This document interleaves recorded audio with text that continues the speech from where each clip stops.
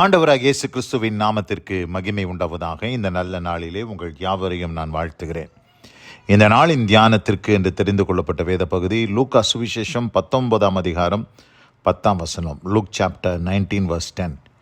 இழந்து போனதை தேடவும் ரட்சிக்கவுமே மனுஷகுமாரன் வந்திருக்கிறார் என்றார். ஆமென். பிரியமானவர்களே, நான் வாசிக்க கேட்டதான இந்த வார்த்தைகளிலே எந்த சூழ்நிலையிலே இயேசுவானவர் இந்த வார்த்தைகளை சொன்னார் என்று சொன்னால், ஆயக்காரனுக்கு தலைவனாய் இருக்கிற சகைவை ஆண்டவர் ரட்சித்திருக்கிற அந்த சூழ்நிலையில் தான் இதை சொன்னார். அவர் எரிகோவில் பிரவேசித்து அதன் வழியாக நடந்து போகையில் ஆயக்காரருக்கு தலைவனும் ஐஸ்வர்யவானுமாய் இருந்த சகை எனப்பட்ட ஒரு மனுஷன் இயேசு எப்படிப்பட்டவரோ என்று அவரை பார்க்க வகை தேடினான். அவன் குள்ளனானபடியால் ஜனக்கூட்டத்தில் அவரை காணக்கூடாமல் அவர் போகும் வழியில் முன்னாக ஓடி அவரை பார்க்கும்படி ஒரு காட்டு அத்தி மரத்தில் ஏறினான்.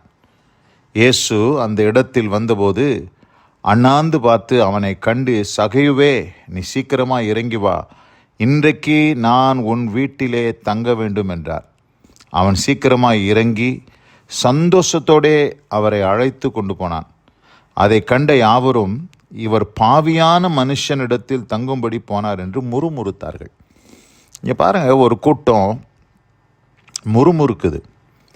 ஏனென்று சொன்னால், அவர்கள் பார்க்கிற மனிதனை ஒரு தவறான மனுஷனாக, அநியாயக்காரனாக, அக்கிரமம் செய்கைக்காரனாக தான் இவர்கள் எல்லாரும் பார்த்துட்டு இருக்கிறாங்க. அப்படிப்பட்டவன் தான், அநியாயமாக சம்பாதிச்சவன் தான், ஏழைகளை ஏமாற்றினவன் தான். ஆனாலும் எந்த மனுஷன் எப்போ மாறுவான்னு யாருக்குமே தெரியாது. பாருங்கள், இந்த சகையு இயேசு, அநேக ஜனக்கூட்டம் வந்துச்சு, இயேசுவை நெருக்கி கொண்டு அந்த வழியாக அவருக்கு பின்னாக அநேகர் சென்றார்கள்.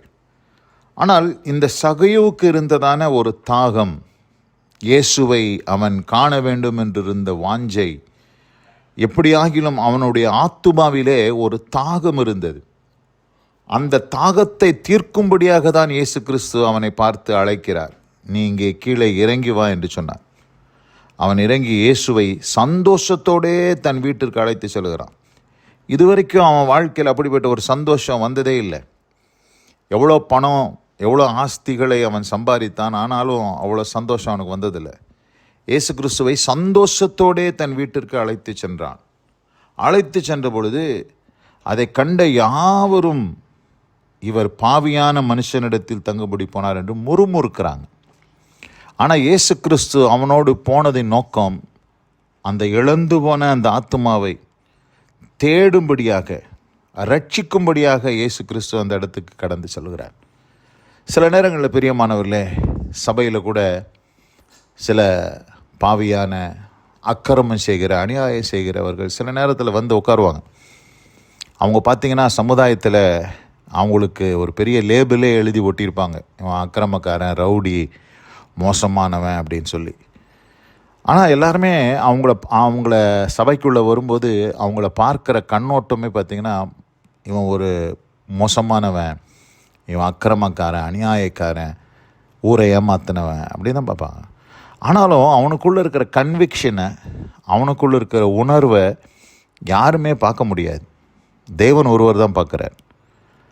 அங்கே இருக்கிற எல்லாரை பார்க்கணும், யாரெல்லாம் முறுமுறுத்துட்டு இருந்தாங்களோ, யாரெல்லாம் பாவியான மனுஷனிடத்தில் தங்கும்படி போனார் என்று அவரை குறித்து சொன்னார்களோ, அவர்களெல்லாம் ரட்சிக்கப்படலை. இயேசுவோடு கூட ஒரு பெரிய திரள் கூட்டம் வந்துச்சு, அவங்களாம் ரட்சிக்கப்படலை. ஆனால் அத்திமரத்து மேலே இருந்த ஒருவன், குள்ள மனுஷன், அவனை ஆண்டவர் இறங்கி வர செய்து ஆண்டவர் அவனை சந்திக்கிறார். பிரியமானவர்களே, இந்த அருமையான இந்த நல்ல நாளில் கூட ஒருவேளை இன்றைக்கு சமுதாயத்தில் நீங்கள் அநேகரால் முத்திரை குத்தப்பட்டு மோசமானவங்க, அக்கிரமக்காரர், துரோகம் பண்ணுகிறவர்கள் என்றெல்லாம் சொல்லி உங்களுக்கு ஒருவேளை முத்திரை குத்திருக்கலாம். ஆனால் நீங்கள் உண்மையாக தேவனை இந்த சகையை தேடினது போல தேடுவீர்களானால், ஆண்டவர் இன்றைக்கு உங்களையும் ரட்சிப்பதற்கு தேவன் போதுமானவராக இருக்கிறார். ஏனென்று சொன்னால், இந்த பூமிக்கு இயேசு கிறிஸ்து வந்ததே நீதிமான்களை ரட்சிப்பதற்கல்ல. ஆண்டவர் யாருக்கு வைத்தியம் தேவைன்னா, வியாதிக்காரனுக்கு தான் வைத்தியம் தேவை. ஆண்டவர் அப்படிப்பட்ட ஒரு வைத்தியனாக இன்றைக்கு வியாதியஸ்தர் பாவம் என்கிற வியாதியினாலே அகப்பட்டு இருக்கிறவர்களுக்கு விடுதலை கொடுக்கும்படியாக இயேசு இருக்கிறார். இழந்து போனதை தேடவும் ரட்சிக்கவுமே மனுஷகுமாரன் இந்த பூமியில் வந்தார்.